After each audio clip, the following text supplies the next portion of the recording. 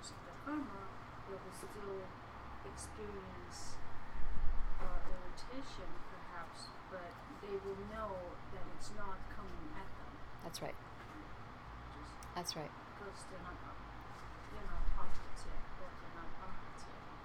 They're still going to have the force of those seeds, but they will know where is it coming from.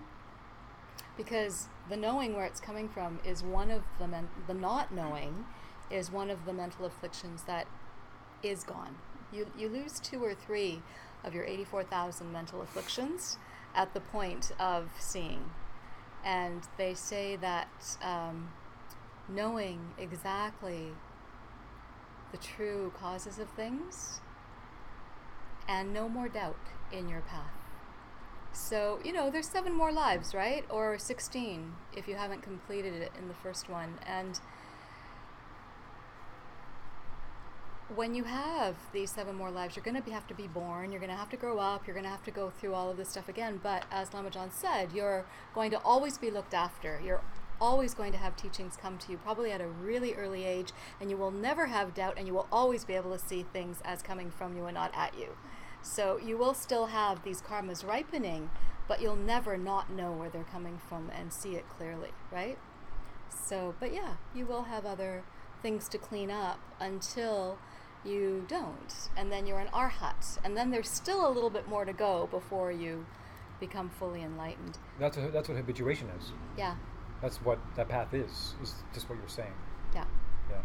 So there's 2 kinds of bodhicitta, say munsem. Munsem. Munsem is that very first real hit that Lama John was talking about before the break. That first sort of visceral, visual, felt knowledge that you are going to spend the rest of your lives serving other people. And in scriptures, this type of bodhicitta is called the desire to take a trip. Planning on taking a trip. Road trip. Yeah. Sounds good. Yeah. And so it means from that moment, from that seat, that vajra seat, that diamond seat that you were sitting on when you saw emptiness directly, you are taking a trip to your enlightenment. And that's munsem, the wish for enlightenment in the sense of wanting to do it and knowing you're going to do it. Say juksem. Juksem. This is the other kind of bodhicitta. And this is the day-to-day things that you do as a bodhisattva. So this is what Lama Sherri was saying was bodhicitta in the form of like a prayer or a wish. You're mentally like, yeah, I'm going to do this. This kind is in the form of action, where you're actually doing those things. You're actually out in the world, and you're really, I guess you're doing the 6 perfections, but you're actually doing the deeds of a bodhisattva. And one of those is actually taking your vows. Yeah. Yeah.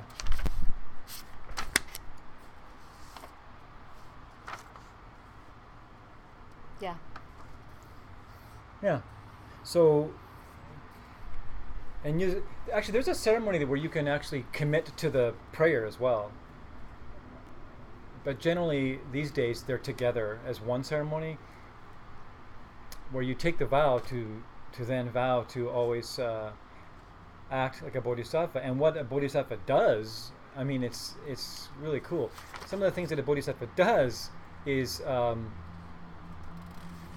never praise themselves or put others down for the sake of their own, glory or fame, right? Like that's an actual activity. As a bodhisattva activity is simply things like that, or making sure that if someone needs something, you make sure they have it, if you can, right? Especially the Dharma or anything like that. So you get these vows, and that's why it's the actions of a bodhisattva, because then the vows are how you behave in the world. And interestingly enough, how you behave in the world, there's a lot of mental aspects to it, which will prevent you from saying or doing certain things, like responding in kind to anger, or someone calls you a name, you don't respond. A bodhisattva does not respond in anger, right? The bodhisattva does like the opposite. Person must need a hug. Something like that, right? And it's like if you remember the biography, or not remember the biography, but we talked a bit about Master Shantideva. That's how he lived his life. After this was documented, after he left the monastery, he just went around and just tried to figure out what he could do in the world and what was the most good that he could do in the world. And as a bodhisattva, that's what you do all day. And if there's two conflicting choices of what to do, you naturally try, and sometimes this is hard, but you try to do the one that's the most amount of good for the most amount of people. And then it's cool. You have this guideline of how you act, and it's fueled by this motivation that you have. And that's that. Mm-hmm. Yeah. You know what? The whole next major part of this, and I invite all of you to listen to the audio that Geshe Michael has on this particular class, because he goes into really exquisite detail about karmic imprints, bakchaks. I'm going to touch upon a little bit of it, but he also says that most of your homework questions are not answered in the lung that we just gave you, so you do need to read the readings, and it's not even in the audio lung. So he really, really, really wanted you to get this felt sense of what it might be like to have a direct experience of emptiness, even if, unless you have, and then it'll be a memory. But, and just to start imagining what it would be like to have the DPE and this direct explosion of bodhicitta. So really the flip side of this sort of obsessive need to look after others, which is going to be your driving force in all those remaining lives. So that's another thing that will come with you, right? If you have a few more lives to go. You have to understand how that works, because it's because of the karmic imprints. It's because of the bakchaks, the seeds that propel you. It's the causes that you're planting that will ripen for these things. So again, you know what? It's a reminder of ACI 5. It's a reminder of the Karma Course. It's a reminder of anything you can possibly learn or remind yourself about karmic management. It's about gardening the right karmic seeds to get the ripenings that you need. And so the whole next section is devoted to Geshe reminding us again and getting a little wrathful about, how not to get laissez-faire, not to be that walking laissez-faire. Cool. C'est français. It's to, not get lazy, right? To not just get so ho-hum about your suffering, because you have to, now that you know what you're capable of, even before this pivotal, transformative experience. And you guys know about planting seeds. Like, now's the time to do it. And if you don't know, or if you don't remember, go back and listen to all of ACI 5. Go back and listen to the anything you can on karma. Go back and read the book, and it's really, really, really important. The bottom line is you have to know how to plant good seeds, how to make good imprints, because that is what's going to keep going off in your mind.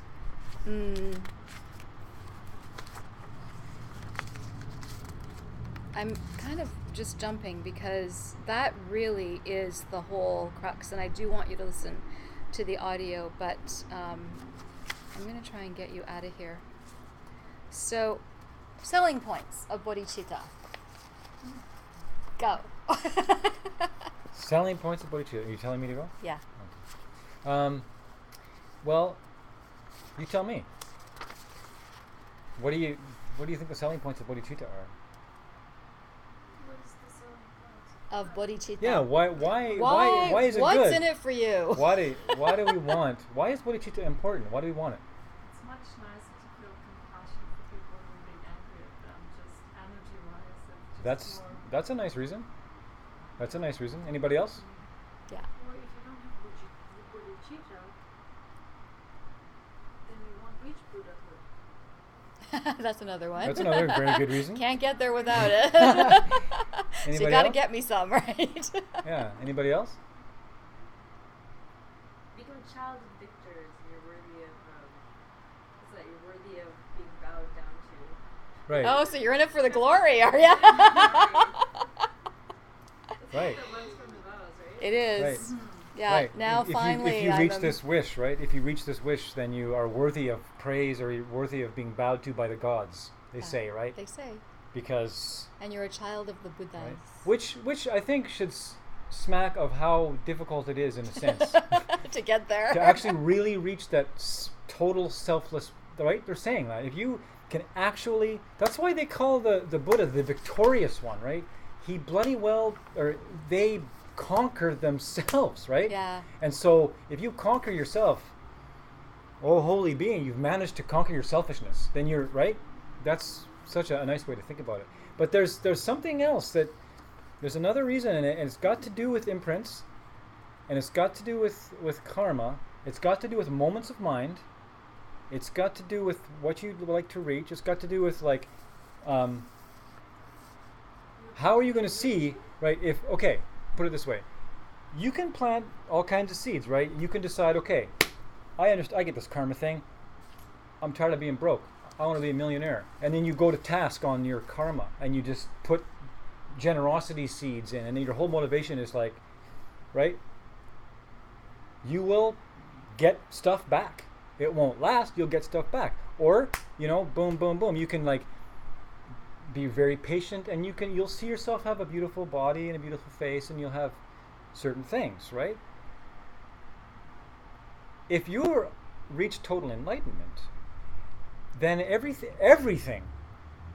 in your world, and that means like every object that you see, actually is a cause for you to experience bliss, right? You look at a flower, it's blissful, right? You look at a crumpled banana peel, it's blissful, right? It's like, oh, you experience this because you have put those causes into place, right? So how, if you understand karma, and you understand that you have to put certain imprints into your mind for it to be reflected back, how are you going to possibly put enough imprints in your mind to see everything without one thing being excluded as blissful, right?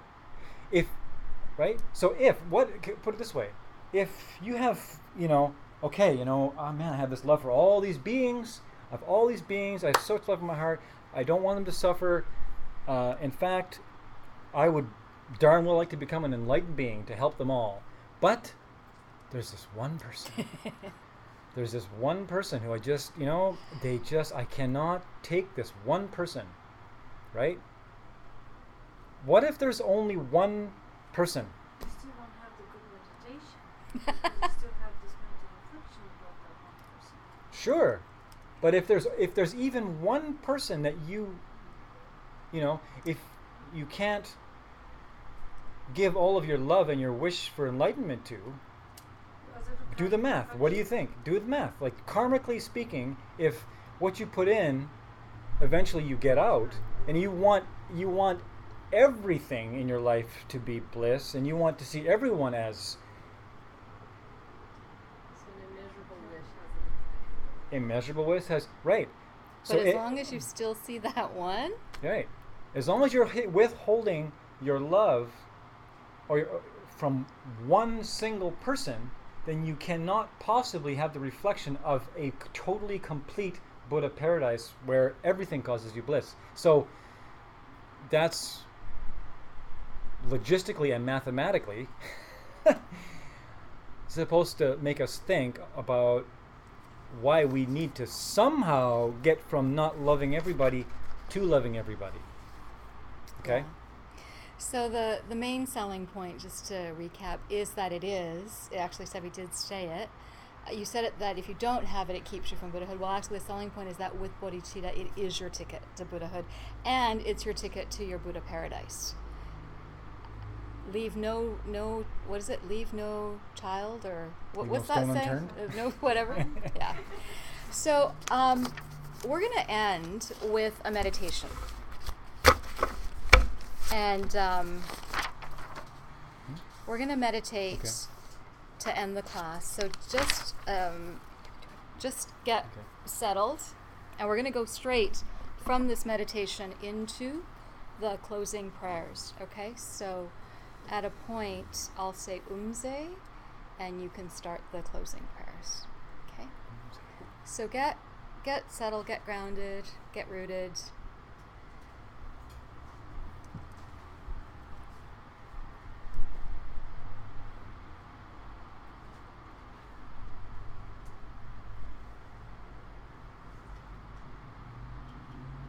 Just take a couple of moments here.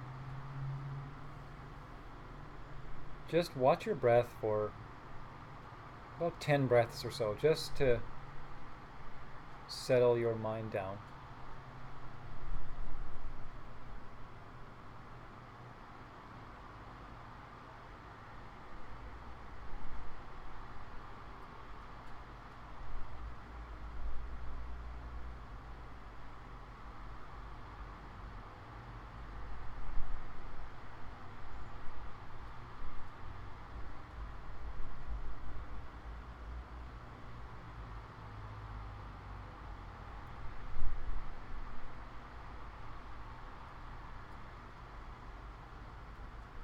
And we're going to do a contemplation.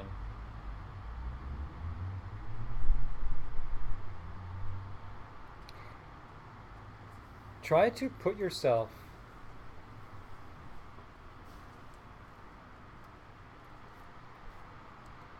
into what it will be like on the day that you see emptiness directly.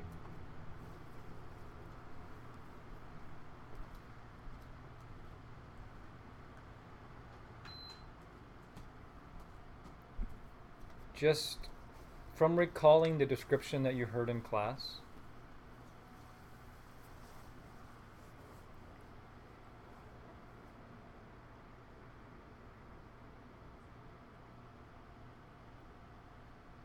try and imagine what it might feel like. Unless this is already a memory for you. If it isn't, try to imagine what it might feel like.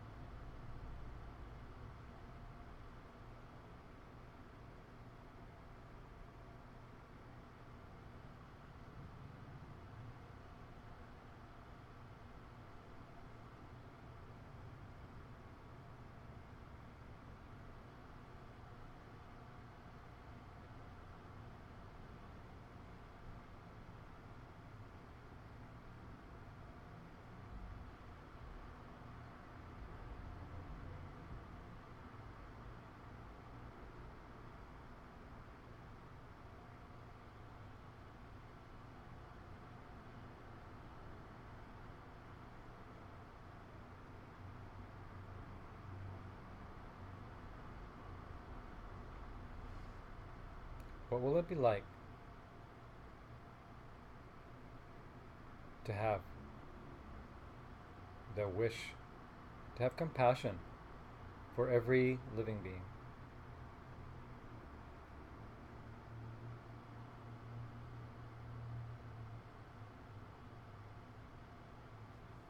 How will it feel to disappear and come back a new being, reborn as an Arya, definitely on the way out?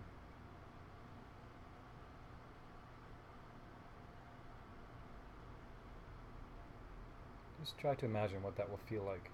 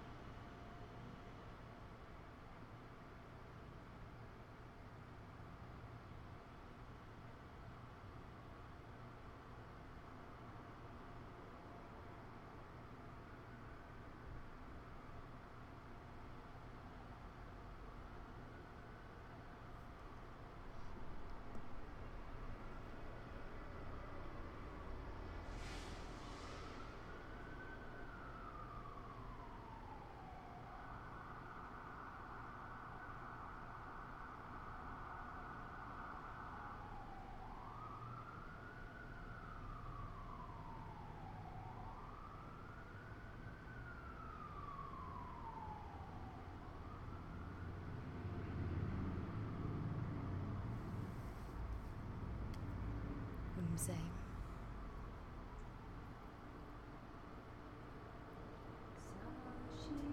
Buki Jukshing Meto Dramri Rabling Shi Nyen Degen Padi Sange Shingdu Meteua